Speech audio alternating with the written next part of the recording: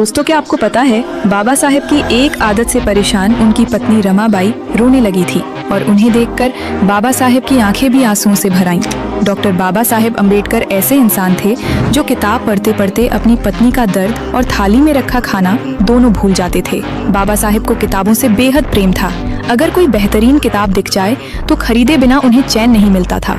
एक बार उन्होंने laws of England की 5 मोटी किताबें खरीदी और फिर पढ़ाई में ऐसे डूब गए कि उन्हें भूख प्यास तक का होश नहीं रहा। अहो खाना खाइए ना, अहो खाना खाइए ना, रमाबाई बार बार कहती रहीं, पर बाबा साहेब की ओर से कोई उत्तर नहीं आया। अंत में वे बस इतना बोले, अरे ये पन्ना पूरा कर लूं, फिर भोजन करता हूँ। बाबा साहेब किताब से नजर तक नहीं हटाते थे। आखिर में रमाबाई चुपचाप उनकी मेज पर थाली रख गईं और भावुक मन से लौट आईं। उन्होंने सुबह देखा खाना तो वैसा ही पड़ा था, पति भूखा तो पत्नी भी भूखी रही थी। एक दिन पत्नी के कहने पर बाबा साहेब ने पढ़ना बंद किया और भोजन करने बैठे। भोजन करते करते उन्होंने रमाबाई से कहा, अरे तू हमेशा मेरे नाम से ये कहती रहती है कि मैं घर गृहस्थी की ओर ध्यान नहीं देता, तो फिर मुझे क्या करना चाहिए? तू क्या सोचती है? इस पर रमाबाई सहज भाव से बोली, अहो घर में सब्जी लगती है, तेल, नमक, गेहूं, चावल लगते हैं। बच्चों को पास बुलाकर कभी प्यार तो करिए, उन्हें दुलार तो दीजिए। पत्नी से भी प्रेम से 2 शब्द बोल लिया करिए।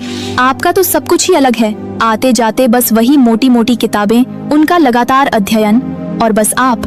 इन शब्दों के साथ रमाबाई की आंखों में आंसू आ गए और उन्होंने कई दिनों से दबा अपना दुख पति के सामने व्यक्त कर दिया।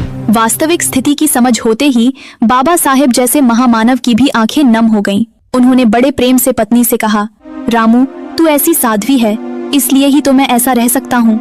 पति पत्नी के बीच ऐसा विश्वास और निष्कपट प्रेम संसार में बहुत कम देखने को मिलता है। इसी विषय में डॉक्टर बाबा साहेब आम्बेडकर कभी कभी निजी बैठकों में अपने मित्रों से कहा करते थे, पत्नी और बच्चों से कैसे व्यवहार करना चाहिए ये मुझे सचमुच समझ में नहीं आता, लेकिन पुस्तकों से मेरा बहुत अच्छा मेल बैठ जाता है।